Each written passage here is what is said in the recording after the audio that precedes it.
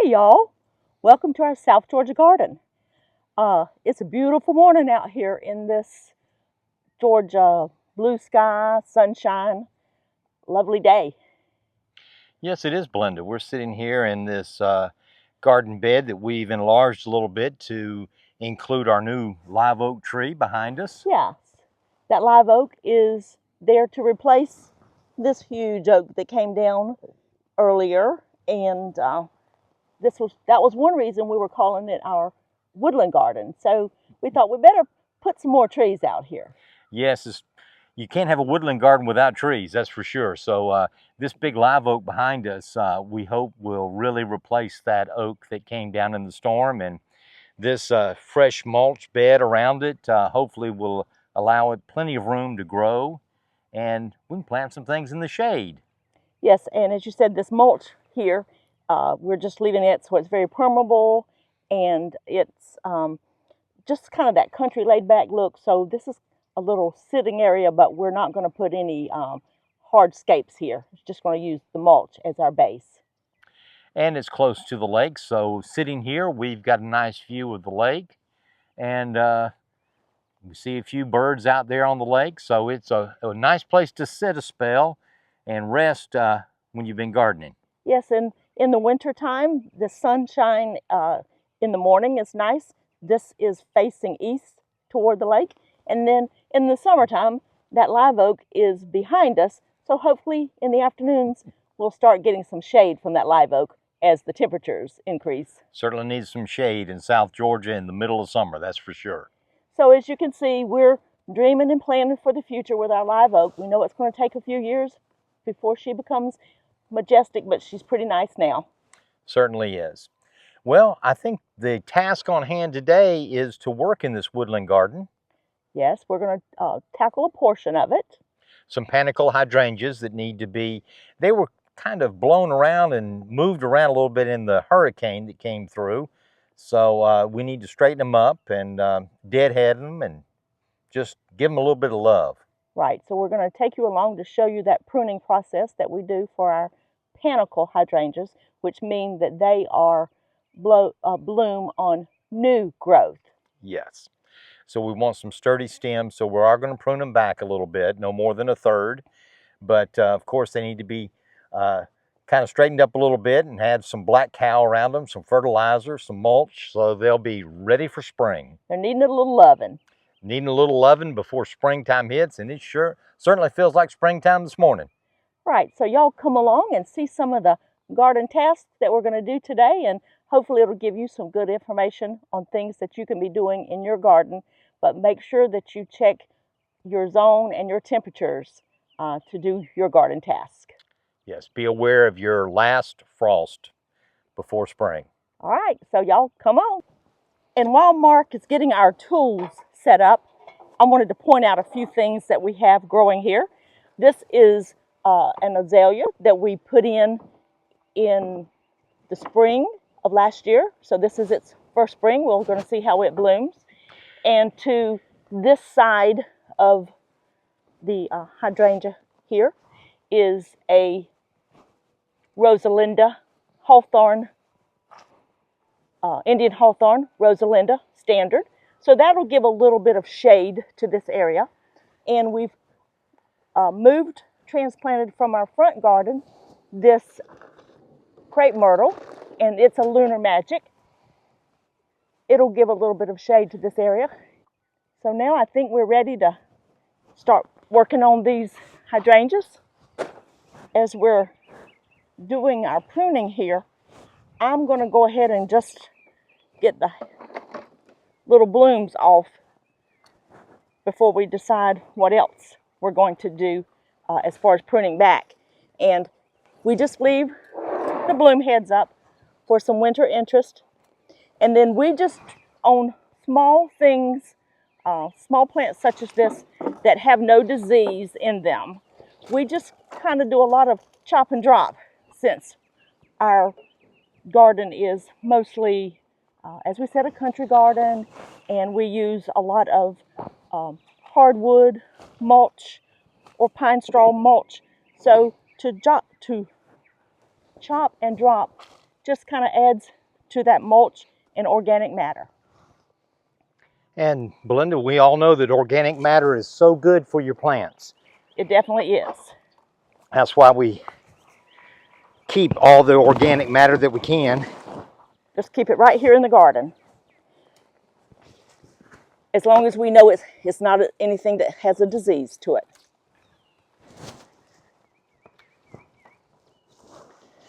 And this, of course, is a good time to get those weeds out that are winter weeds that are still hanging in there. And of course, we'll have some summer weeds come up too. Right, so we definitely keep our weed bucket at hand, don't we? We certainly do.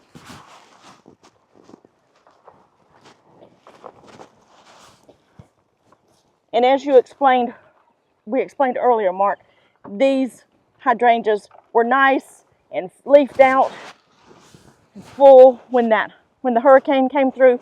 So they were just easy prey for the hurricane. And as you can see, they're all kind of leaning west because that strong wind came in from the lake, from the east side. And we made the decision just to kind of cover their roots with some nice manure and mulch last year and just kind of leave them alone, didn't we? We did. We felt that was just the best thing. We had so many areas that need to be addressed, and these did all right. And we didn't want to put them through any more trauma No. of disturbing their roots any more than they had been disturbed.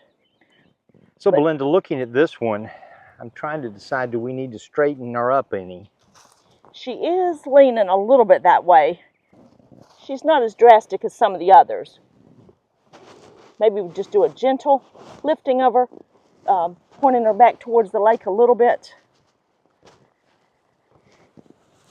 And I know we do have some drip irrigation because, as we said, these hydrangeas, as their name implies, love water. So I found that irrigation, if you want us to kind of move it out of the way. And I'm wondering, Belinda, we have just emitter heads on this. I wonder if we need to change this to spaghetti. Yes, they probably are needing a little more. So I think we'll change out this irrigation to a more of a drip irrigation all along the spaghetti line rather than just a little drip head at the end. And that'll make it, in our opinion, for larger plants such as this, that'll make the water more uniform around the roots and the drip line of the plant. She has a lot of nice roots growing though.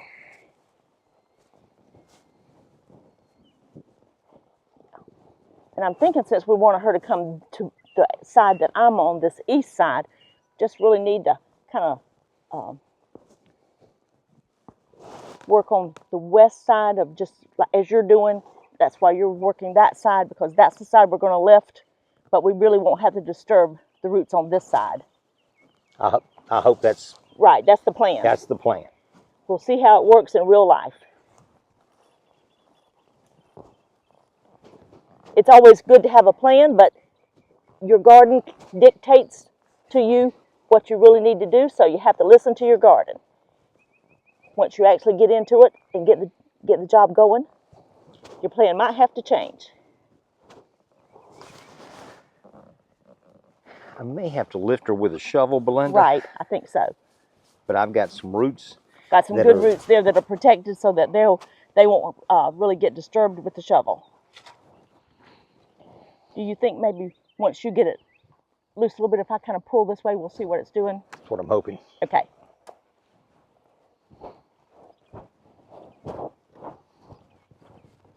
Oh yeah, that's okay. And I think if you come on around one more little area, this side.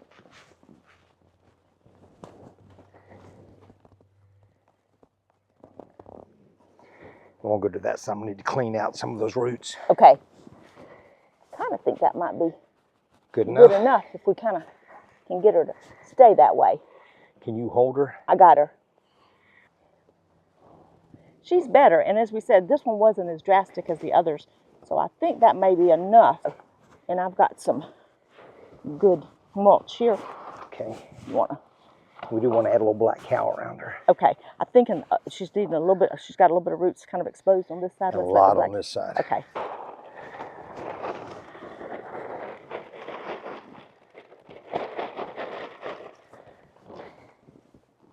Okay. We'll bring you some biotone. Okay. So I think since we've disturbed her roots. Yeah, let's put some biotone on her roots.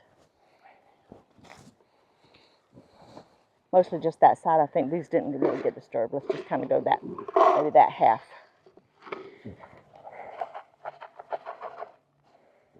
Right. Okay. Okay, let's just give it all to her. Very good. All right. Now it's time for the pruning back. Yes, and in pruning, of course, we're looking for any dead, diseased, or crossing branches that are rubbing on each other. We'll take care of those first, or as we're going. But also, I'm looking at anything that's just kind of crossing, not rubbing yet. This one is just growing straight up by this branch. And it's really tiny, isn't it? And it's really small. So we want to keep the sturdy stems. Correct. So we'll take that one off. This little one also. Kind of cleaning up the lower interior. The lower interior. Mm-hmm. Now that I'm looking here, this one is coming across. So I'm going to take it here for now. All right, you're just kind of getting it out of your way for now. For now. Okay. All right. So even though it was a good size, it was just going to be crossing.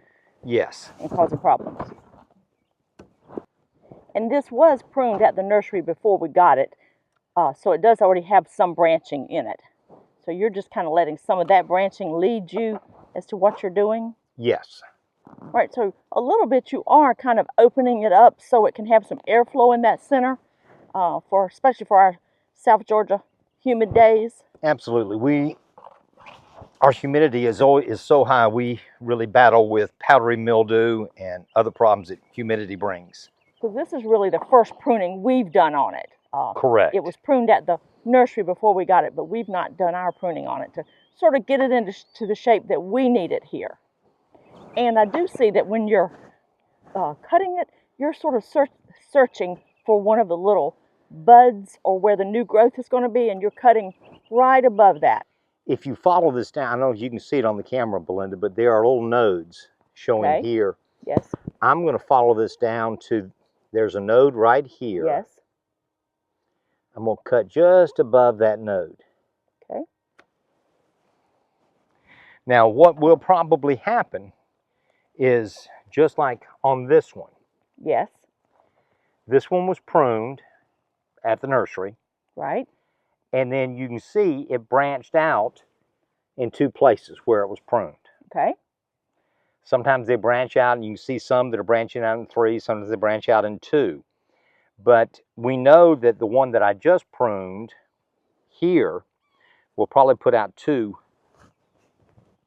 at that node. So that's one reason we want the branches that we keep to be sturdy enough to support now 2 branches coming off of that at least, because it will branch out from that point. And Belinda, now that I'm seeing this one that I pointed out that has 2 branches where it was pruned at the nursery, yes, I think I want to take that a little lower. Yes, because they were a bit floppy last year here. So I think taking it down is going to kind of reset it, and we'll get a new set of branches. So Belinda, what do you think? Here, or you want to come on actually back? Let's come back to here. Let's come back to there for this year, and then next year we'll have that growth on it. Okay. We're kind of resetting the size on this hydrangea, aren't we? Yes. And I do want to say, as we've said in other pruning videos, you can always come back and prune a little bit more. Yes. And as it blooms, I may want to come out and cut a few beautiful blooms to take in. So that'll be a little more pruning. And as we said, this is a new, young plant. If you have plants in shrubs that are larger, maybe they're already 6 feet tall, then you may not cut off last year's branching if the branch is a sturdy branch. And I'm going to give an example here, Belinda. If you look at this one, this was pruned at the nursery here. Right. I really don't want to take it back this far down. Right. So I'm going to leave these two branches. Yeah. But I do think we need to take it back some. I agree, yes. So let's take it back here. Right above a bud there. Right above a node. Node. And then let's come over here and do one about the same. A little farther inward. Yes. And also, as you've said, where you cut it, that makes the plant want to push out new growth. Absolutely. So that's a good thing. All right. Now, on this one, I really think I want to go below where the nursery pruned it. Okay. And prune it here. Again, right above a node. Yes.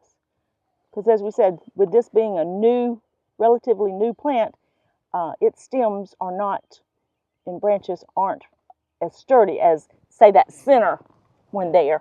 This is a nice, sturdy center. Yes. So we're not going to cut on that one.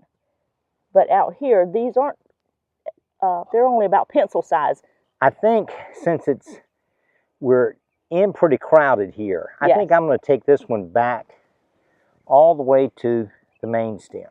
Right, and let these larger stems have the strength and the growth, because as you say, when I'm looking at that one, even if it blooms, it would be way down in kind of underneath all the other growth. You really wouldn't see it. So rather than it being in there crowding the center, I agree with you. That needs to come off that main trunk. Because it'll just take strength from the rest of it. Yes.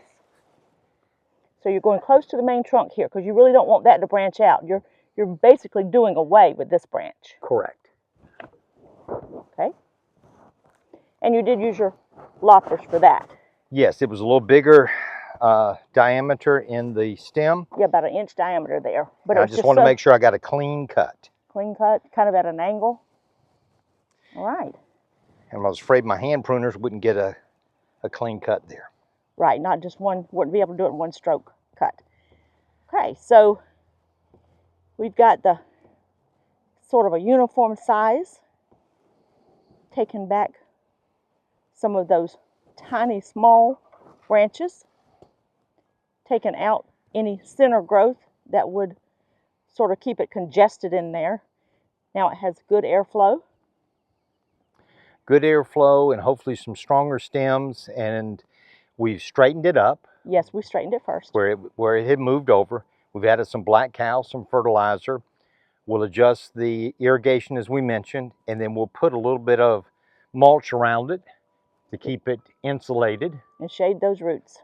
And when we talk about insulation, a lot of people think about that's from the winter cold. Yes, it is, but it's also from the summer sun. Right, it keeps it cooler in the summer. The mulch keeps it warmer in the winter and cooler in the summer. Cooler in the summer, and it helps it retain moisture too. Which is a great asset that we really need here in South Georgia.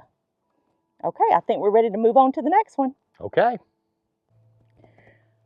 Now, Mark, this is a larger panicle hydrangea.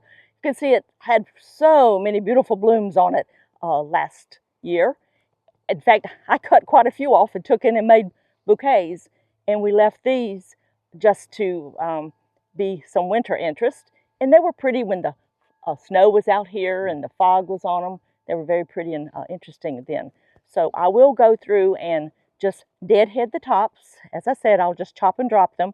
And then look how poor, pitifully, this one's leaning from all that wind damage from the hurricane. We kind of take our time, and probably a lot more roots are going to be disturbed and moved out of the ground so that we can straighten this one up a good bit.